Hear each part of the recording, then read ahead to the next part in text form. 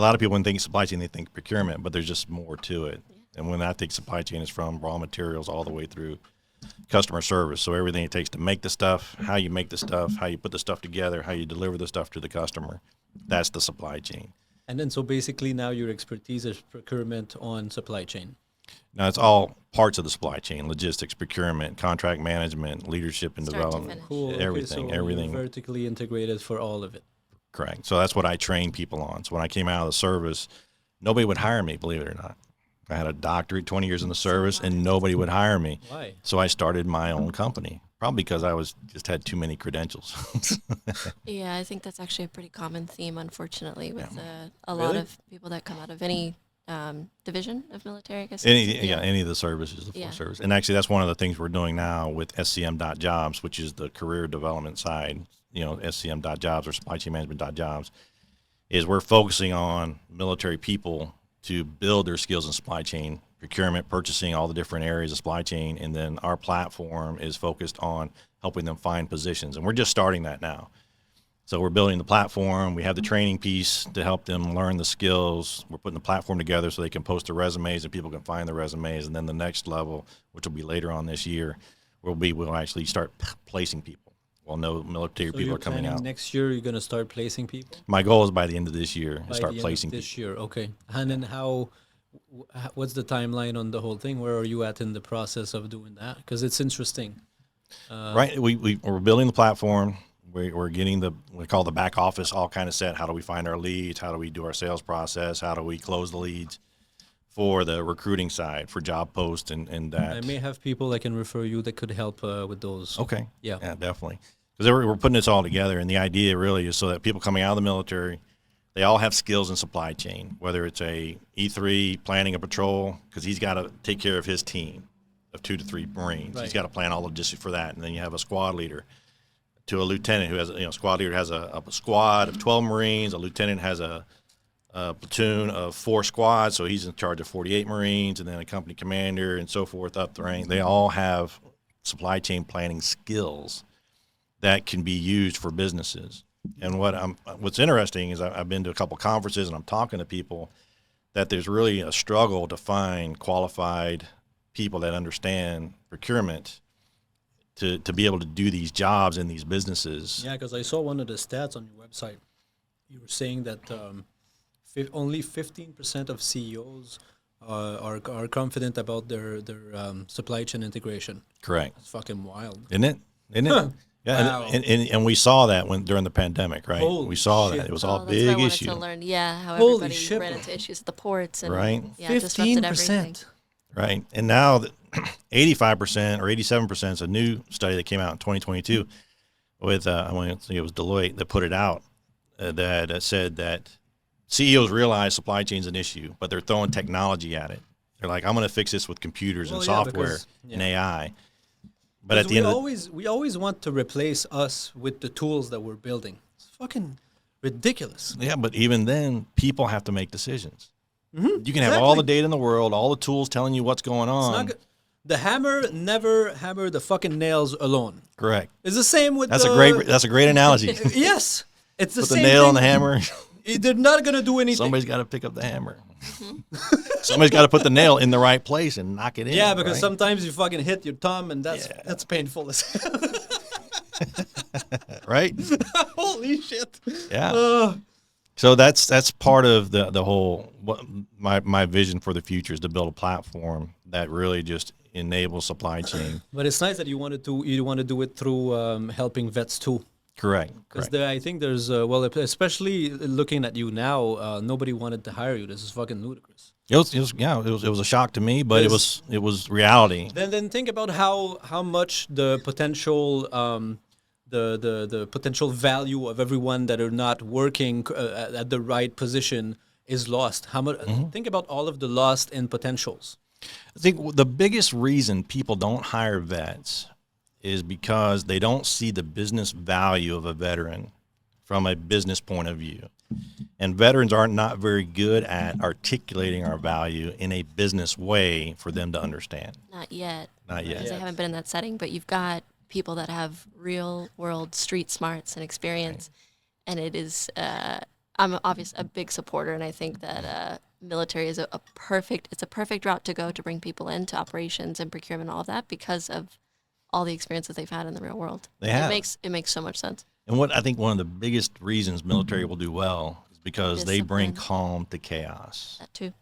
So, yeah. because when the supply chain breaks, that's when People panic. They do the wrong panic. things. They start making bad decisions because they don't have the stuff to do their job, and timelines are pushing. What's an example of a bad decision you can make, like when things Hundreds happen? of boats are lining up at the port, and there's Oh yeah, that's a stuff's piling up. Nobody, and it's just costing more money, and you don't know. So that's why the boats are piling up in Fort Lauderdale. It could be. Yeah. I don't know. They can't get them unloaded fast enough. Have you noticed sometimes there's a few boats, a few cargo boats right in front of the beach on Las Olas? I think that's common. I think it's Yeah. someone I think told me that it was common, but I was intrigued. I was like, it can't be. I don't know how long it is to unload those boats, but maybe There's a lot of them. well, yeah. There's an awful lot of them, and what you're seeing is a backup in the supply chain. So all the stuff that was ordered but not delivered during the pandemic, right? And now because of deglobalization, where they're bringing manufacturing back, there's a process that they have to go through. They have to build up inventory here in order to then transition manufacturing footprint here. Do you think it's gonna have a big effect on the port of Miami because that port is one of the largest exporter in the world. Miami is one of the largest ports in the world, absolutely. I think it's number 5. And the limiting factors for ships is the super cruisers, which are gigantic. What are and those? These are The big, huge boats? they're huge boats that have a deep, when they're loaded, they're deep. So these ports aren't all built for these bigger ships. So Because these they're old? because they're huge. They're not old. They're just gigantic. No, So but is it because the port was built a long time ago? it was. And now When it was built for those ships at that time. Right. The largest ships And at now that we time. build And now the bigger ships get ships. bigger and bigger. And that's what How- we were talking before about the railroad and the Panama Canal. The Panama Canal cannot handle the large ships now. That's why they want to restructure the Panama Canal. And I think it's a really smart thing with the rail thing, because now you just got to Well- bring the ships there. Well, yeah, and the cool thing is we believe, because I was saying to you that one of my best friend lives in that area. Now he moved I think a year and a half ago, and he's doing real estate development over there. Oh, good. Yeah. Very good. Yeah. So he started to do development for houses, triplex, small project, but he was selling to foreign investors. Makes sense. Which because the price that you have there compared to what we can have here, you can have a very nice house for $250, $350, something like that. Very not expensive compared to most places. No kidding. Yeah. Especially in the Very U.S. cool. Yeah, and Right. then there's a lot of money over there too. So he brought to me the opportunity to maybe do the development over there. Oh, good. Because of the railroad, and then now we're trying to assemble this. And then I think because another of my friend referred him, a guy that specializes in line assembly for warehouses. Mm-hmm. So we think we're gonna be in like a year, maybe 2. We think we're gonna be able to be fully integrated to be able to deliver turnkey warehouses for people that would like to transfer their manufacturing from China to Mexico. Perfect. Yeah. Yeah, there's a definite and that's exactly what needs to happen. You got to build the storage space, and what a lot of folks, when it comes to supply chain, the biggest limiting factor is time. Yeah, Everything exactly. takes time. Everything takes time to build these warehouses, to put the infrastructure in place, to build a railroad, to move manufacturing from China to the United States. That all takes time. Yeah, because he's doing a project now, and if everything goes well, in like 9 to 12 months, it's going to be done, and then now we could potentially repeat because we have financing in place. Perfect. Yeah. I would definitely say there's a market. There's Holy definitely a market. shit, bro! There's a huge market for this. Right? Oh, can you imagine? And that's you where can the sell- supply chain professional comes into play. Exactly. You know, because they're thinking, there's strategic conversations to have about where do you put that warehouse? How do you build that warehouse wide, or do you build it tall, or do you build it wide and tall?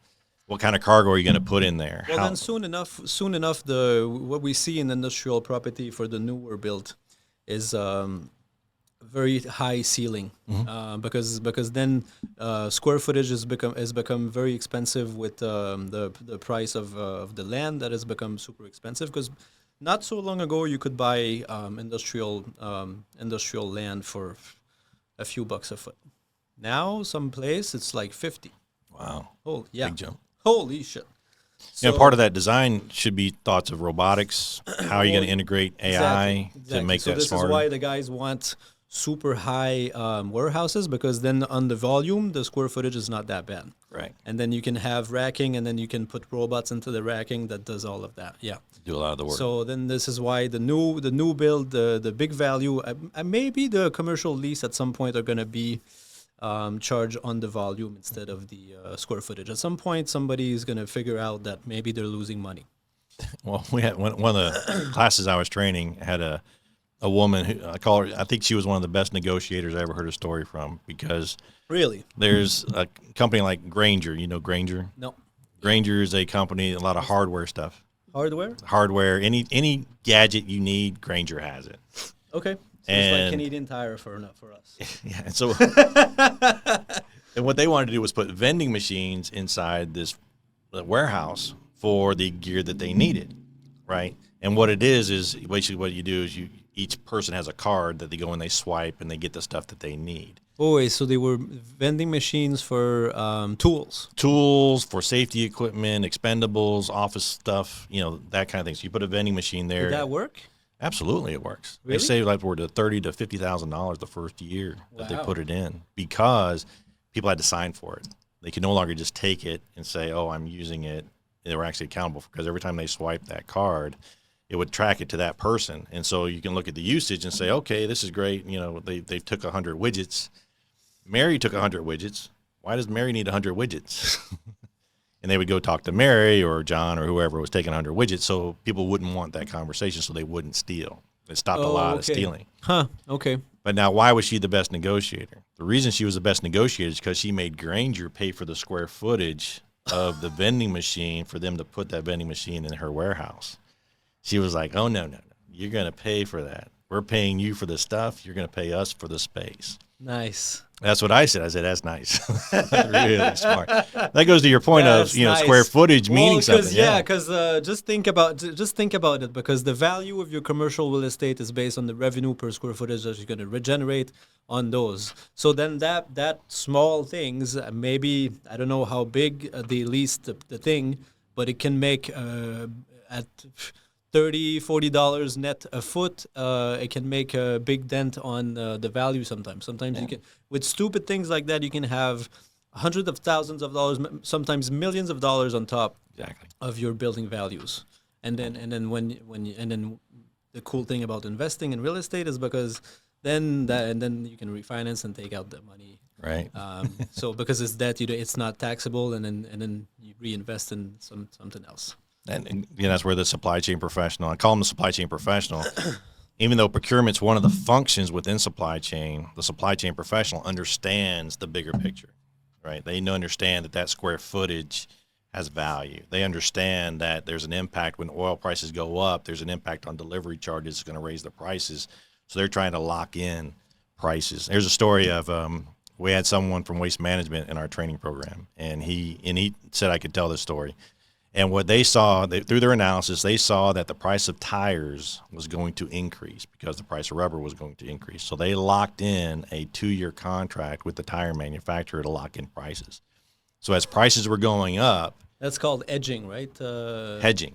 Yes. Yeah. So as prices were going up, their waste management, all the garbage trucks you see driving around, that's what we're talking about. Their tires prices were staying the same for 2 years before they got caught up. So again, that's where a supply chain professional sees the big picture and can find those opportunities. But we're going to talk about, throwing software at these problems, but they're not throwing training at the people who would operate and use the software to make it work. You're better off being more informed and have dumber technology than the opposite, no?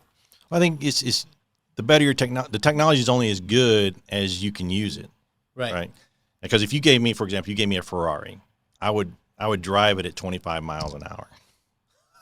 Well, Because I don't know how to drive a Ferrari the way a Ferrari should be driven, right? And kind of the analogy goes to these systems and the software. AI is going to be able to pull a lot of data and give you a lot of signals. But if you don't know what to do with that data and you don't know how to interpret those signals, it's just a waste of money. exactly. Yeah, garbage in, garbage out. Garbage in, garbage out. That's Yeah. that's exactly And right. also, it's the AI. What I'm finding, because we've been playing with it a lot, and because one of my friend Karen, we did a podcast with her a few weeks ago, and she's a AI consultant on how to integrate ChatGPT into operation. And the claims that she made and the result that she's having in the reducing cost is fucking wild. It is. Like 30% at least. At least. At least. No doubt. Yeah.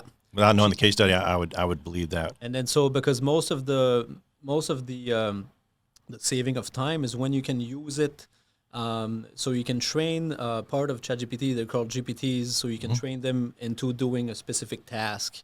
And then so basically, because at first it's gonna make mistakes, but then when you train them, so basically you correct the mistake, you work on the thing, you analyze more data, and then so you can perfect those. Right.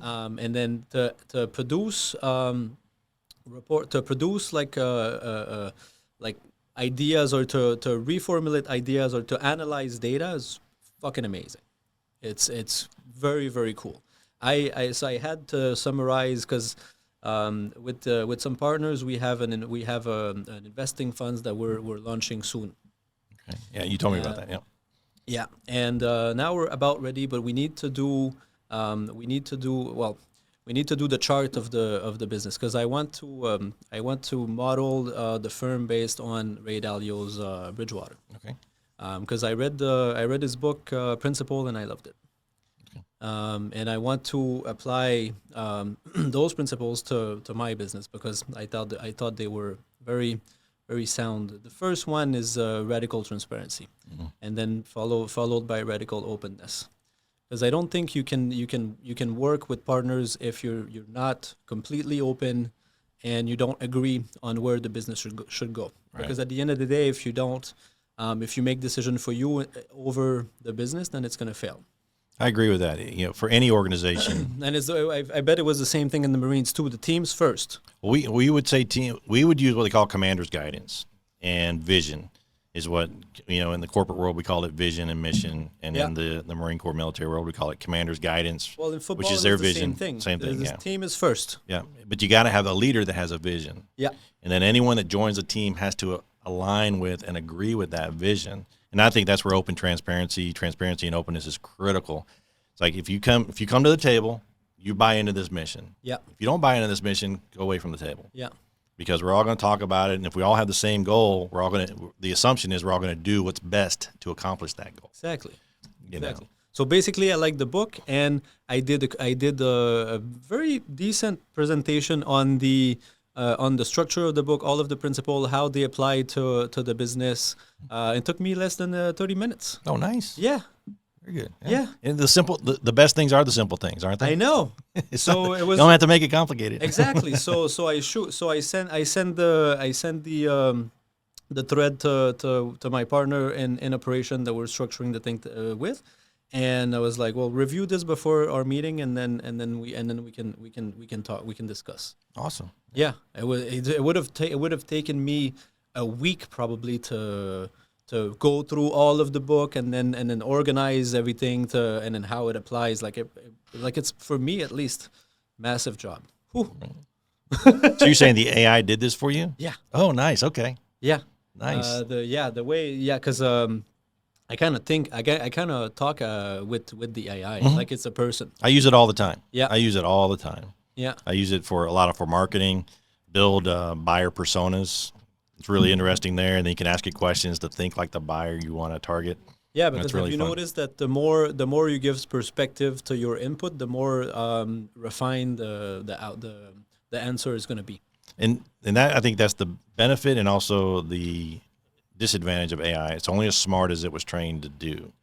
It's only as smart as you, maybe. And that's where a person and bringing it back down to the supply chain, where a lot of them could be replaced by AI to do a lot of the rudimentary or redundant tasks like purchase orders. But how do you know when it's wrong? How do you know when the AI is wrong?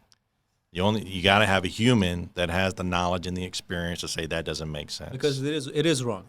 It is wrong. It is wrong sometimes. I mean, it does make mistakes. Absolutely, all the Yeah, I time. had that All the happen time. today actually, Did you? and I was Yeah. like, I pushed it and questioned it, and I asked, how did you come to this conclusion? And it took a couple tries to understand why, and then eventually it actually apologized. And Oh, yeah? yeah, and that's the first time I've had that, and but it's only because I double checked Right. what it was producing. I'm like, Well, that have you doesn't seen sound what right. happened with Google Gemini? I did. Holy shit!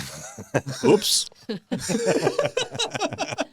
Actually, I tried to get a couple of graphics from Gemini, because you can do the advanced Gemini. You can pay for the subscription, and then that'll do like graphics for you. So I said, Well, have hey, you seen the one of the founding fathers? I saw that, right? I was like, well, that's not right. Yeah, well, that's maybe not right. But how would you know if it's not right unless you knew it was not right? If somebody said, I need a picture of the founding fathers, and it spit it out, and you didn't know any better, At some Right. yeah, exactly. you would accept it, right? So you have to know better than the AI. And that's where I think humans still have a play in this.